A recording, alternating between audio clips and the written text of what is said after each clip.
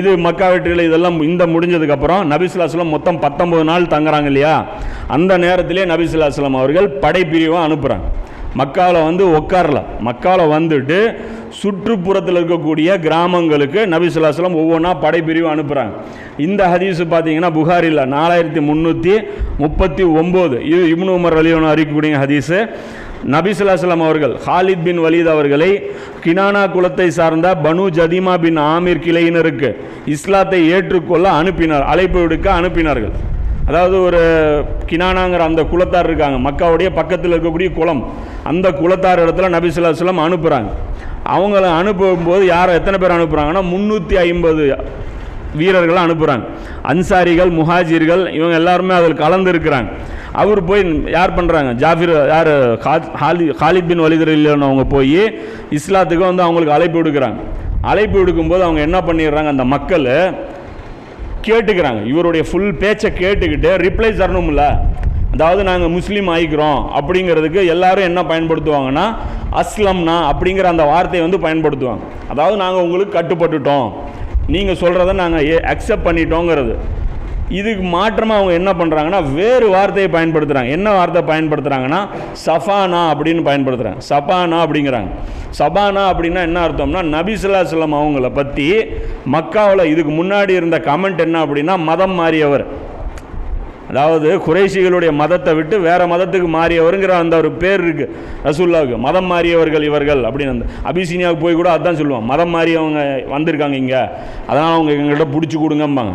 அப்போ இவங்க என்ன அர்த்தத்தில் பேசுகிறாங்கன்னா நாங்களும் மதம் மாறிட்டோம், அதாவது முகம்மதுடைய மதத்துக்கு நாங்களும் மாறிட்டோங்கிற அந்த அர்த்தத்தை தரும்படி சபானான்னு சொன்ன உடனே இவங்க என்ன நினச்சிக்கிறார் ஹாலித் பின் வலீது, இவங்க முஸ்லீம் ஆகிறன்னு சொல்லலை, அதாவது அந்த அரசியல் சாசனத்தை இவர்கள் ஏற்றுக்கொள்ளவில்லை, அந்த அல்லாஹ்வுடைய அரசியல் சாசனத்தை இவங்க ஏற்றுக்கல, ஸோ எங்களை எதிர்த்து ஃபைட் பண்ணுறதுக்கு ரெடி பண்ணிட்டாங்க, டிக்ளேர் பண்ணிட்டாங்கன்னு சொல்லி இவங்க என்ன பண்ணுறாங்க, தாக்குதலை ஆரம்பிச்சிடுறாங்க.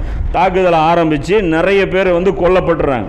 அதில் வந்து கடைசியாக சில பேர் சரண்டர் ஆகுறாங்க, அவங்களையும் பிடிச்சிடுறாங்க.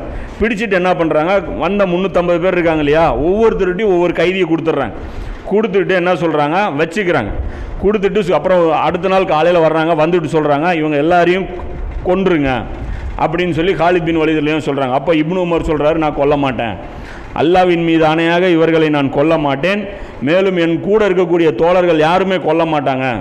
ஏன்னா இவங்க இந்த அர்த்தத்தில் சொல்லலைங்கிறது ஒரு நல்லா புரிஞ்சுக்கிறார். யார், இப்னு உமர் ரலியல்லாஹு. கூட இருக்கிற அந்த சஹாபாக்களையும் வந்து என்ன சொல்கிறாரு, அமீருக்கு மாற்றமாக நீங்கள் செயல்படுங்க, அமீருடைய உத்தரவை நீங்கள் ஏற்று செயல்படாதீங்கன்னு சொல்லி கன்வின்ஸ் பண்ணிடுறாரு. இதில் கடைசியாக ரசூல்லாட்ட இந்த பிரச்சனை போகுது.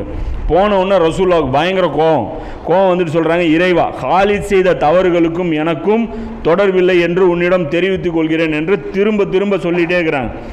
இதை வந்து சொல்லிடுறாங்க. இந்த பஞ்சாயத்து வந்து இந்த நேரத்தில் இது ஒரு நிகழ்வு மக்கா வெற்றிக்கு அந்த நேரத்தில் நடக்கிறது. இதில் இன்னொரு பிரச்சனையும் ஆகுது. என்ன ஆகுதுன்னா இவருக்கும் அப்துர் ரஹ்மான் பின் அவுஃப் இருக்காங்க இல்லையா, அஸ்வத்துல் முபஷரா, அதான் பெரிய வியாபாரி இருக்கார்ல, பெரிய பணக்காரர், அவருக்கும் இவருக்கும் வாக்குவாதம் ஆயிடுது. அதாவது நான் சொல்கிறத நீங்கள் கேட்க மாட்டேங்கிறீங்க, நீங்கள்லாம் இதுக்கு முன்னாடி சீனியராக இருந்தால் அந்த அதான் அதை என்ன சொல்கிறது, அந்த அட்வான்டேஜில் வந்து நீங்கள் வந்து என்னை வந்து டாமினேட் பண்ணுறீங்க, என் பேச்சுக்கு வந்து நீங்கள் மதிப்பு கொடுக்க மாட்டேங்கிறீங்கன்னு சொல்லி ஒரு 2 பேருக்கு மத்தியில் பிரச்சனை ஏற்பட்டுருது. அதில் ஹாலித் பின் வலீத் என்ன பண்ணிடுறாரு, அப்துர் ரஹ்மான் பின் அவுஃப் ரலியல்லாஹு அவங்கள வந்து திட்டிடுறாரு.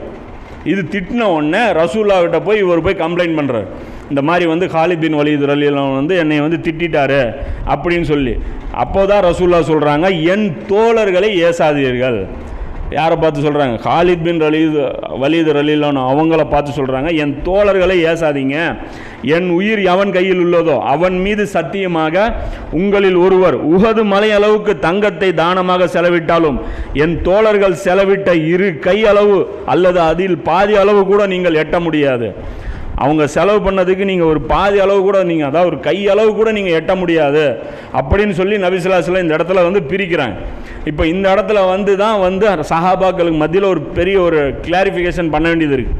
இந்த இடத்துல இவ யாரை பார்த்து சஹாபியை திட்டாதுங்கிறாங்க. இப்போ இவரு சஹாபி தானே, யார், ஹாலித் பின் வலீத் சஹாபி தானே, இவரை பார்த்து என் தோழர்களை நீ திட்டாத அப்படின்னு சொல்லி பயன்படுத்துகிறாங்கன்னா அப்போ என்ன அர்த்தம், பொதுவாக சஹாபாக்களை பொறுத்த வரைக்கும் பொதுவான ஒரு அளவுகோல் தனி, பொதுவான அளவுகோல் என்ன அப்படின்னா, இப்போ ஹதீஸ்கள் இருக்கு இல்லையா, இப்போ புகாரில் ஒரு ஹதீஸ் வருது, இந்த ஹதீஸை அறிவிக்கக்கூடிய முதல் அறிவிப்பாளர் யார் அப்படிங்கிற இந்த கொஸ்டின் வருதுன்னு வச்சுங்க. இந்த நேரத்தில் நபி ஸல்லல்லாஹு அலைஹி வஸல்லம் அவர்களுடன் இருந்த ஒரு நபி தோழர் இருந்தாலே அவரை வந்து நபி தோழராக தான் கணக்கில் எடுக்கப்படும்.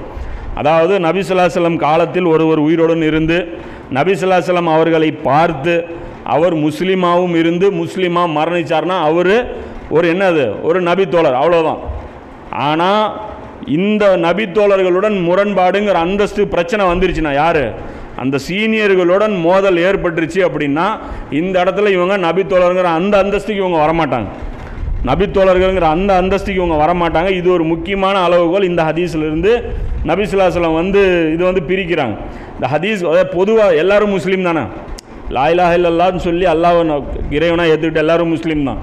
ஆனால் நாமளும் முஸ்லீம், ரசூலுல்லாஹ் முஸ்லீம், சமமாக அந்தஸ்து டிஃப்ரெண்ட் இருக்குது. ஆனால் பேச்சுக்கு ரெண்டு பேருமே முஸ்லீம் தான். ஆனால் அந்தஸ்துங்கும் போது அது தனியாக வந்து அது பிரித்து பார்க்குறோம்ல, அந்த மாதிரி தான் இந்த முன்னாடி இருக்கக்கூடிய இந்த சஹாபாக்களுடைய அந்தஸ்து வந்து வேற.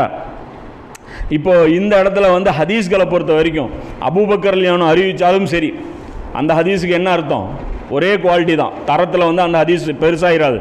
அதே மாதிரி கடைசியாக ஒரு இஸ்லாத்தை ஏற்றுக்கொண்ட ஒரு நபி தோழர் அறிவிக்கிறாருன்னு வை, இந்த இடத்துல அந்த ஹதீஸுடைய தரம் கம்மியா கிடையாது, சமமான அளவு தான். எந்த அளவுக்கு ஹதீஸ்களில் வரும்னா, சில ஹதீஸ்களில் நபித்தோழர்களுடைய பேரே வராது, ஒரு நபித்தோழர் அறிவித்தார் அப்படின்னு சொல்லி மொட்டையாக ஆரம்பிக்கும் ஹதீஸு.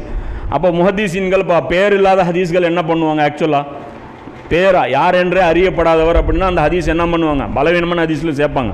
ஆனால் சஹாபாக்கள் இடத்துல பேர் குறிப்பிடலை அப்படின்னா அந்த ஹதீஸும் சரியான ஹதீஸ் தான். ஏன்னா சஹாபாக்கள் மத்தியில் எந்த ஒரு ஏற்றத்தாழ்வும் ஹதீஸ் கலையில் கிடையாது, புரியுதுங்களா? அதுக்காக சஹாபாக்கள் எல்லாரும் சமம்னு சொன்னால் அது மிகப்பெரிய அநியாயம். ஷிர்க்குன்னு ஆக்சுவலாக என்ன, ஷிர்க்கு என்ன, அது அல்லாஹ் மிகப்பெரிய அந்தஸ்துடையவன், மனிதன் ஒரு அந்தஸ்தே இல்லாதவன். அந்த இடத்துல அல்லாஹ்வுடைய இடத்துல கொண்டு போய் அந்த மனிதனை வச்சிட்டோம்னா, அதாவது அல்லாஹ்வுடைய அந்தஸ்து அளவுக்கு இவனை கொண்டு போய் உயர்த்திட்டோம்னா அது என்ன, ஷிர்க்கு. இதற்கு பேர் குர்ஆன் என்ன சொல்லுது, ஜுல்ம், இது அநீதிங்குது.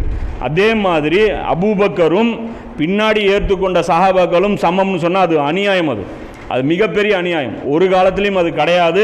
அது குர்ஆனுக்கு மாற்றம், அது ஹதீஸுக்கு மாற்றம், இது வந்து சஹாபாக்களுடைய நடைமுறைக்கும் இது மாற்றம். இவங்க வந்து எல்லாரும் ஒரே தரத்தில் சஹாபி ரலியல்லாஹு அன்ஹு அவங்க அப்படின்னு இருந்தாலே எல்லாரும் சமமானவர்கள்ங்கிறது ஹதீஸ்களை அறிவிக்கக்கூடிய அந்த உசூலில் மட்டும்தானே தவிர மற்றபடி அவங்களுக்குள்ளே இருக்கக்கூடிய அந்த அந்தஸ்து வந்து தனியான அந்தஸ்து.